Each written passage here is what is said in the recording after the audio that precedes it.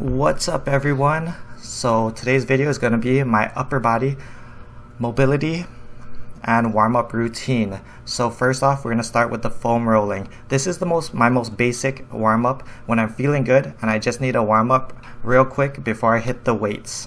Warming up is very important. I will go make a more in-depth video when I use the lacrosse ball and do other things to warm up certain areas a little bit more than others if I'm feeling tight. But we're just starting off with the foam rolling. Notice how I'm leaning into the foam roller and I'm not pushing and hunching my back away from the foam roller. I'm retracting into it, really just loosening everything up, rocking back and forth, pushing my body through the foam roller. This stretch is awesome if you have a tight lower back like I do, because I have a bulging disc. It gets tight a lot, especially in the morning when I wake up. So you're going to move your knees left to right and just kind of roll up and down, isolating those two lower lumbars on your lower back. If you're new to foam rolling, do not get this. This roller is called a rumble roller. It's pretty intense if you're new to rolling.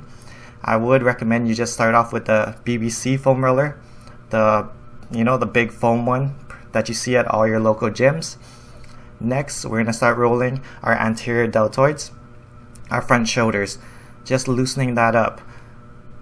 This helps whether you're doing push or pull, doesn't matter what you're doing. Next, we're hitting the lateral shoulders, just loosening everything up. It gets tight in your shoulders, so you want to make sure that you're rolling it out, loosening it up, pulling blood into it. Next, we're doing the rear delt, and we did it on both sides, obviously, which I didn't show in the film.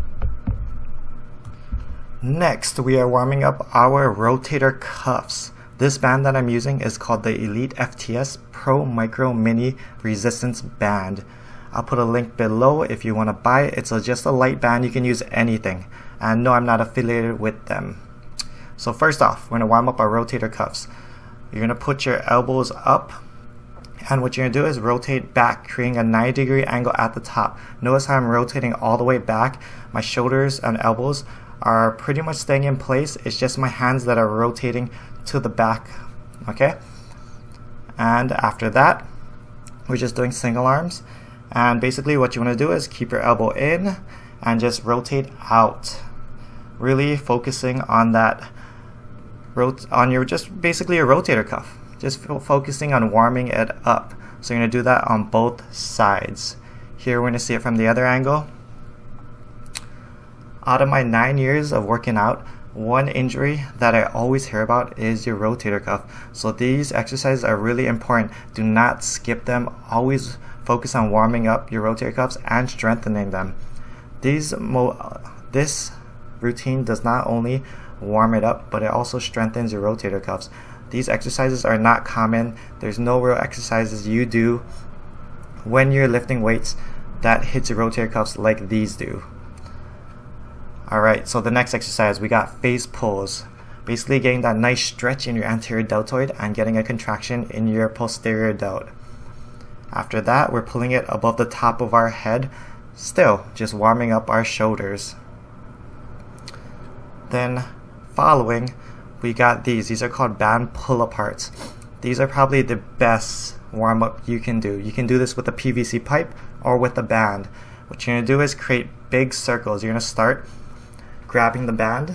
Start with a wider grip, grabbing the band in front of you, and you're going to rotate it all the way back, pulling it all the way back to your butt, getting that nice stretch in your shoulders. And notice how I'm making big circles with my arms. After that, I do single arms, meaning you're going to rotate left back, right forward, left forward, and just one at a time unilaterally. This helps isolate each rotator cuff and just loosens up everything. After that, we're just going to pump some blood into our back, squeezing our upper back, and then our traps, pulling it down to our collarbone.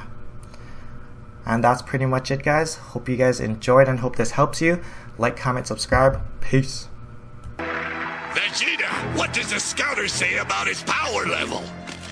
It's over 9,000!